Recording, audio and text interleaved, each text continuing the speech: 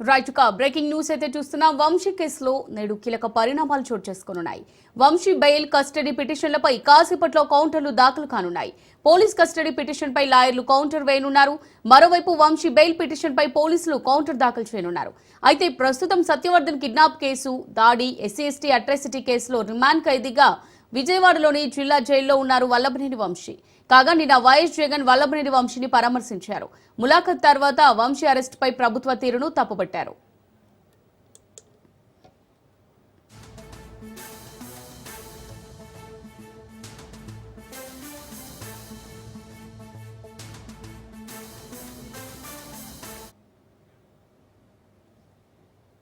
Right గా దీనికి సంబంధించి మరిన్ని డీటెయిల్స్ మా రిపోర్టర్ క్రాంతి అందిస్తారు. క్రాంతి, మరి వంశీ కేసులో నేడు కీలక పరిణామాలు చోటు చేసుకునే అవకాశాలు కనిపిస్తున్నాయి.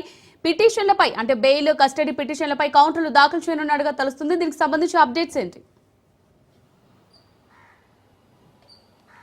యశమూల్య, వంశీ కేసుకు సంబంధించి ఈరోజు న్యాయస్థానం ముందుకు మరోమారు రానుంది. అయితే నిన్న వంశీకి సంబంధించిన అంశంలో అటు పోలీసులు కస్టడీ కోరుతూ పిటిషన్కి సంబంధించి వేయటం జరిగింది. అదేవిధంగా ఇటు వంశీ తరపున న్యాయవాదులు కూడా వంశీ ఆరోగ్యం బాగోట్లేదు, అదేవిధంగా బెయిల్కి సంబంధించి కూడా న్యాయస్థానం ఆశ్రయించిన పరిస్థితి అయితే ఉంది. ఇక ఈ రెండుకి సంబంధించి కూడా పిటిషన్లు అదేవిధంగా కౌంటర్లు దాఖలు చేయాలంటూ కూడా నిన్న న్యాయమూర్తి సూచించిన నేపథ్యంలో ఈరోజు కౌంటర్లకి సంబంధించి ఈరోజు మరొకసారి వంశీకి సంబంధించిన కేసు కౌంటర్ల దాఖలకు సంబంధించి ఈరోజు కౌంటర్లు దాఖలు అయ్యే అవకాశం కనబడుతుంది. ఇటు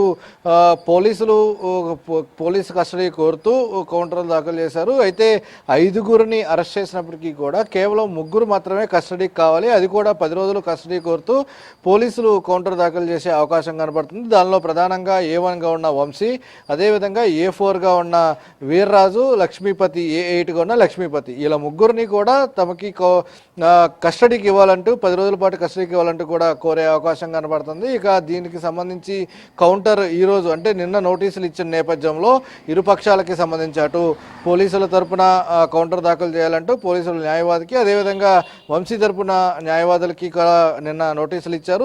దానికి సంబంధించి కౌంటర్లు దాఖలు చేయాలని ఈరోజు కౌంటర్లు దాఖలు చేసే అవకాశం కనబడుతుంది.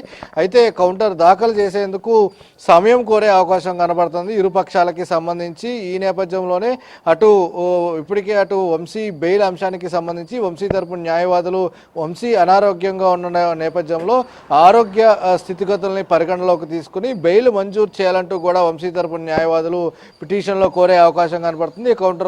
కౌంటర్కి వేసే పరిస్థితి. అయితే దీనికి సంబంధించి పూర్తి స్థాయిలో ఈ అంశాలకి సంబంధించి ఈరోజు కౌంటర్లు వేసే అవకాశం అయితే ఉంది. ఇక సత్యవర్ధన్కి సంబంధించి కిడ్నాప్, బెదిరింపులు పాల్పడిన నేపథ్యంలో ఎస్సీ/ఎస్టీ కేసులో వంశీతో పాటు మరొక 5గురు రిమాండ్లో ఉన్న పరిస్థితి అయితే ఉంది. వారితో పాటు ఇంకా మిగతా 7గురు నిందితుల కోసం కూడా పోలీసులు గాలిస్తున్నారు.